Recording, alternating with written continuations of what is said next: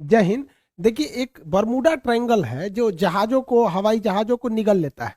यहाँ कोई जहाज वगैरह भी जाती है तो निगल लेगा। ये अटलांटिक महासागर में है, इसे अंध महासागर कहते हैं। और अमेरिका के पास यहाँ जो क्यूबा है, इस एरिया में एक ट्रेंगुलर शेप में बड़ा लंबा एरिया, लगभग 3 लाख किलोमीटर स्क्वायर का एरिया, बहुत बड़ा एरिया है ये। इसको हम थोड़ा सा वहां पे जूम करके समझते हैं। देखिए, ये एरिया जो है, ये 3 बड़े बड़े एरिया उसको मिला के बनाया जाता है। वर्ल्ड मैप में देखेंगे तो ये ट्रायंगल यहाँ आएगा। जबकि अगर इस पर्टिकुलर एरिया को जूम करें तो ये फ्लोरिडा के पास से स्टार्ट होता है, और यहाँ प्यूर्टो रिको जो अटलांटिक महासागर की सबसे गहरी खाई है, वहां से जाके ये बरमूडा द्वीप पर तक जाता है। ये एरिया है यहाँ पर, जिसे यहाँ तक दर्शाया गया है। ये लगभग 3 से 4 लाख के एरिया, कहीं कभी कभी ये बड़ा हो जाता है। इसका एक्यूरेट कोई मार्किंग नहीं है कि जो आदमी पूरा एरिया को बता सके। हम तो यहाँ भले ऐसे ट्रायंगल बना दिए, बट समुद्र में ऐसा कोई ट्रायंगल नहीं है। बट अगर इस एरिया में कहीं से भी कोई जहाजें आती हैं तो उनके साथ कुछ अप्रिय घटनाएं हो जाती हैं। इसके बारे में डिटेल से समझते हैं। 1498 में जब क्रिस्टोपस कोलंबस जा रहे थे इस रास्ते से, तो उन्होंने भी अपनी किताब में वर्णन किया है कि जब वो इस एरिया से गुजर रहे थे तो अचानक मौसम में एक परिवर्तन देखे, प्रकाश देखे, बादल का तड़कना, समुद्री लहरें तेजी से उठने लगी और उनका जहाज डिसबैलेंस होने लगा। इवन कि उस समय देखिए, समुद्र में रास्ता दिखाने का केवल और केवल एक ही रास्ता रहता है, कंपास। अब तो सैटेलाइट वगैरह आ गए हैं, बट कंपास ही उस समय एक ही रास्ता होता था, जो हमेशा नॉर्थ डायरेक्शन की ओर मूव करते रहता है। वो बता देता है कि इधर की ओर उत्तर दिशा है, तो इसके थ्रू आदमी जा सकता था। तो यहाँ पे कंपास काम करना बंद कर देता था। ये कोलंबस ने भी इसको माना है। 1964 में विंसन गैडिज ने अपनी पुस्तक में, मैगजीन में बताया था कि ये किस तरह से जहाजों को वगैरह को निगल लेता है। इसलिए इस ट्रायंगल को डेविल ट्रायंगल या फिर रहस्यमय ट्रायंगल कहा गया। यहाँ जाने के बाद जहाजों में अचानक परिवर्तन देखा, इंजन काम नहीं करेगा, जहाज धंसने लगेगी, कोई तैरना चाहेगा तो तैर नहीं पाता है, अजीब अप्रिय घटना होगी और अचानक ही हो जाती थी। और ये जहाज डूब के कहां जाते थे तब ये भी नहीं पता चलता था किसी को। यूं तो यहाँ हजारों घटनाएं हुई हैं। कुछ फेमस घटना देखते हैं। अगस्त 1942 में अमेरिकी नौसेना के जहाज अपने रूटीन एरिया पे थे सब, उन्हें बम्बार्डमेंट करके लौटना था इसी बरमूडा ट्रायंगल के ऊपर से। लेकिन अचानक उनका संपर्क रेडियो स्टेशन से टूट जाता है, उसमें लगे हुए इंस्ट्रूमेंट काम करना छोड़ देते हैं, उनका नेविगेशन सिस्टम पूरी तरह फेल हो जाता है। सब में एक कॉमन समस्या देखी जाती है कि उनका कंपास काम नहीं कर रहा होता और ये जहाज पूरी तरह ध्वस्त हो जाता है।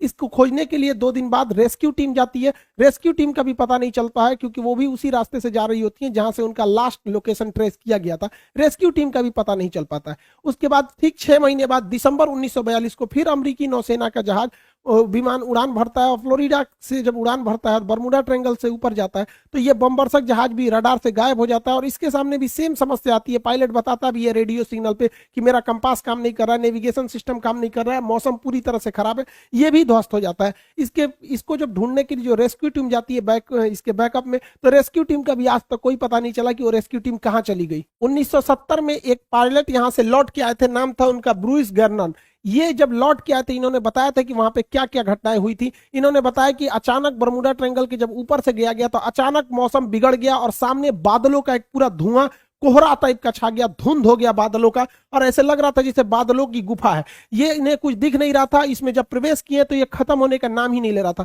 इसके अंदर मौसम इतना खराब था और इनका रेडियो फ्रीक्वेंसी भी गड़बड़ काम करी थी, इलेक्ट्रॉनिक्स वगैरह काम करना छोड़ दिए थे इनके जहाज के, और इनकी जहाज की रफ्तार बहुत ही तेज हो गई थी। और रडार पे कोई भी दूसरा रेडियो स्टेशन या एयरपोर्ट अथॉरिटी का कोई भी रडार सिग्नल मैच नहीं कर रहा था। इन्हें कुछ समझ में नहीं आ रहा था, और लेकिन ये जहाज को आगे की ओर ले जा रहे थे। लगभग 3 मिनट बाद, एक अच्छी खासी दूरी तय करने के बाद, ये उस जोन से बाहर निकले और उसके बाद ये अपनी जहाज को लैंड कराए। लैंड कराने के बाद देखिए इत्तेफाक क्या हुआ था कि वो 3 मिनट में ही 150 किलोमीटर की दूरी तय कर लिए थे। यानी इनकी जो रफ्तार हो गई थी लगभग 3000 किलोमीटर प्रति घंटा हो गई थी, जो अभी किसी भी पैसेंजर जहाज के लिए पॉसिबल नहीं है। ये तो मिसाइल और लड़ाकू जहाजों की स्पीड होती है। बहुत लंबे अरसे तक ये बरमूडा ट्रायंगल जो था एक रहस्य का कारण बना। लोगों को लगता था कोई अदृश्य शक्ति है जो जहाजों को, शिप को अपनी ओर खींच लेती है, लेकिन ऐसा कुछ भी नहीं है। इसके पूरे रहस्य पर पर्दा उठाया जा चुका है। इवन की बरमूडा ट्रायंगल दुनिया के 10 सबसे खतरनाक जगहों में से भी एक नहीं है। मतलब सोचिए, 10 खतरनाक जगहों में भी इन्हें शामिल नहीं किया गया। इसका मतलब ये एक कहानी है। फेमस हो जाता है कोई चीज बहुत ऐसे ही कि जहाजों को निगल जाता है, ये होता है, ऐसा कुछ नहीं होता है। यहाँ कुछ नेचुरल घटनाएं होती है, कोई सुपर नेचुरल नहीं है जिसका लॉजिक भी अवेलेबल है। सबको हम लोग समझते हैं। जो जहाजों का मलबा गया और नीचे समुद्र के तल पे, देखिए यहाँ जो एरिया है बरमूडा का, जो एरिया, इस एरिया के नीचे ज्वालामुखी है सब, और ये ज्वालामुखी विस्फोट करते हैं सब। जब भी ज्वालामुखी विस्फोट होता है तो कुछ जहरीली गैसें निकलती हैं। इसमें मीथेन वगैरह की मात्रा निकलती है। मीथेन गैस वगैरह जब पानी से मिलता है तो उसकी डेंसिटी को एकदम घटा देता है। जब डेंसिटी, समुद्र की डेंसिटी घट जाती है तो जहाजों को डिजाइन किया गया रहता है समुद्र की डेंसिटी के हिसाब से, उसके घनत्व के हिसाब से, ताकि वो ऊपर तैर सके। डेंसिटी घटने की वजह से अचानक वो नीचे धंसने लगती है, और यही वजह है कि वहां अगर कोई तैरने की भी कोशिश करता है तो नहीं तैर पाता है, क्योंकि उनका घनत्व घट जाता है। जैसे मच्छर जो होता है मिट्टी तेल के ऊपर, पानी के ऊपर तैर रहा होता है, आप एक ढक्कन मिट्टी तेल मिला देंगे ना, या तो वो मिट्टी की तेल से सूंघने से नहीं मरता, उसका घनत्व तो कम हो जाता है और डूब के उसमें मर जाता है। यही घटना यहाँ डूबने के कारण होता है। दूसरा कारण यह है कि बरमूडा के आसपास के एरिया में छोटे छोटे समुद्री पहाड़ हैं सब इस शेप में। जब हवाएं इस पहाड़ से टकराती हैं तो उनमें एक हलचल होने लगता है, जिस हलचल से यहाँ पे एक बवंडर, एक चक्रवात उत्पन्न हो जाता है, और ये बादलों को और वहां के समुद्र के जल को पूरी तरह लहर में बदल देते हैं। और इसमें अगर कोई हवाई जहाज या कोई शिप आ जाता है तो उस चक्रवात के बीच में फंस जाता है, जिससे कि इसमें दुर्घटना हो जाती है। पानी वाली जहाजों के डूबने का तीसरा जो कारण है वो बड़ा सिंपल है, समुद्र के अंदर की पहाड़ियां। समुद्र के अंदर की वह पहाड़ी जो बाहर तक नहीं निकल पाती, उन्हें रीज या कटक कहते हैं। ऐसे कटक इटली और तुर्की के पास बहुत ज्यादा मात्रा में पाए जाते हैं। यहाँ अक्सर जहाज वगैरह गिर जाते हैं, सब नीचे का पेंदी टकरा जाता है। जैसे देखिए ये समुद्र का लेवल है, तो यहाँ पे जहाज चल रही है तो उसको ये नहीं पता है कि नीचे मेरे समुद्र है कि नहीं, और नीचे से कुछ पहाड़ी अगर ऊपर आती है तो इसके पेंदी से टकरा जाती है। ऐसी घटना इटली और तुर्की के पास बहुत ज्यादा देखने को मिलती है।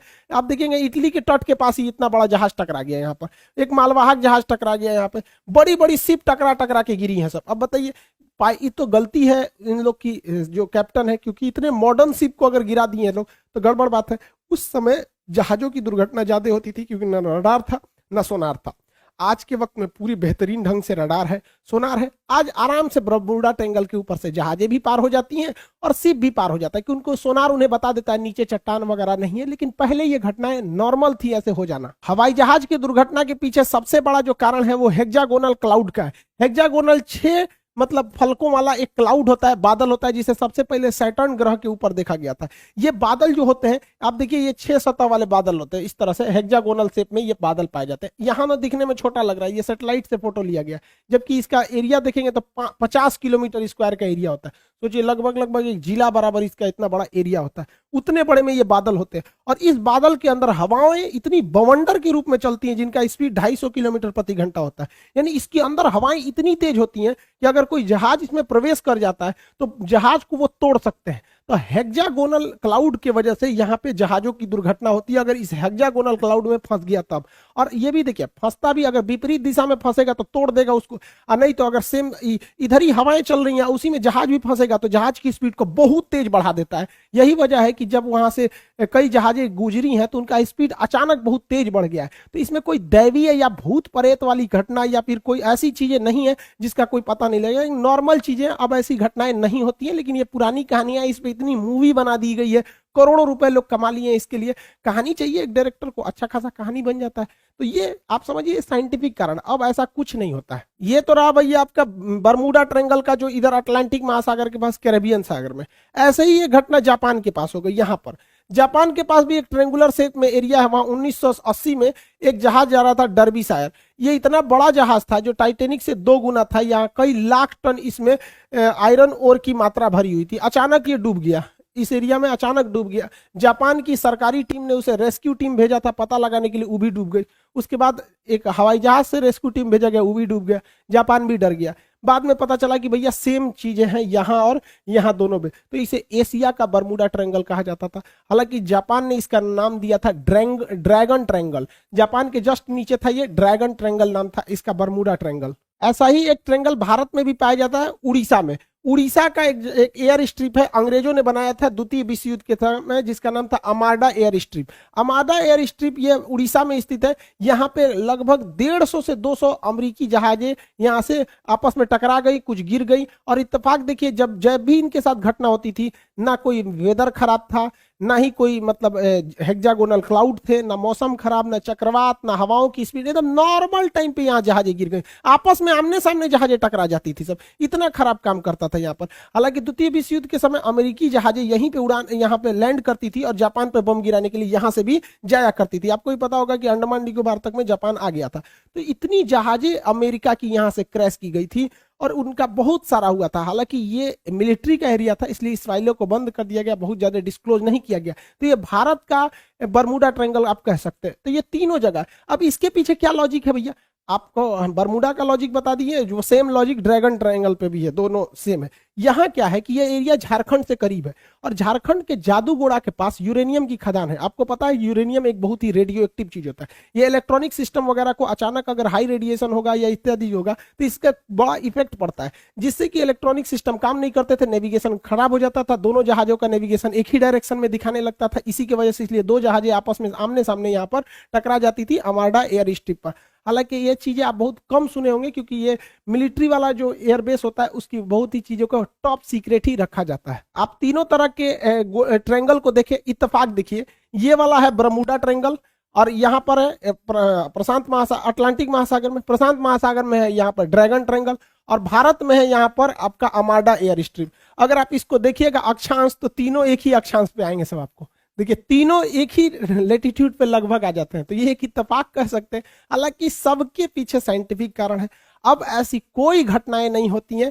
जो भी कहता है कि यहाँ पे कोई सुपर नेचुरल पावर है, ये है सब मन गढ़ंत कहानी है ये सब। हालांकि अटलांटिक महासागर में एक और जगह है सारगैसो, यहाँ सारगैसो सागर है। ये सागर है ही नहीं है एक्चुअली, यहाँ एक शैवाल पाया जाता है, एलिगी, जो समुद्र में तैरते रहता है, बहुत लंबा लंबा पाया जाता है, घास है इस तरह। यहाँ अगर जहाजें, छोटी मोटी जहाजें फंस जाती है ना तो उसी में फंस के रह जाती है, इसलिए यहाँ पे देखिए इतना बड़ा बड़ा घास पाया जाता है, पूरी समुद्र को ये घास ढक लेता है। सारगैसो घास पाए जाने की वजह से जितने एरिया में वो घास पाया जाता है उस घास वाले एरिया को, उस शैवाल वाले एरिया का नाम रख दिया गया है सारगैसो सागर। हालांकि सारगैसो कोई सागर नहीं है, वह सागर का वह हिस्सा है जहां ये वाला शैवाल पाया जाता है, सारगैसम नामक शैवाल पाया जाता है। इसलिए यूपीएससी सीडीएस में एक बार क्वेश्चन पूछा था, वो कौन सा ऐसा सागर है जिसका कोई भी तट रेखा नहीं है, मतलब जमीन से नहीं टच करता है। तो सारगैसो सागर जमीन से टच नहीं करेगा क्योंकि वो बीच का तो सागर है नहीं, वो बस एरिया है। यहाँ जहां जहाजों को, छोटी जहाजों को आने जाने के रोक लगाया गया क्योंकि उसकी पंखी वगैरह में ये सब घास वगैरह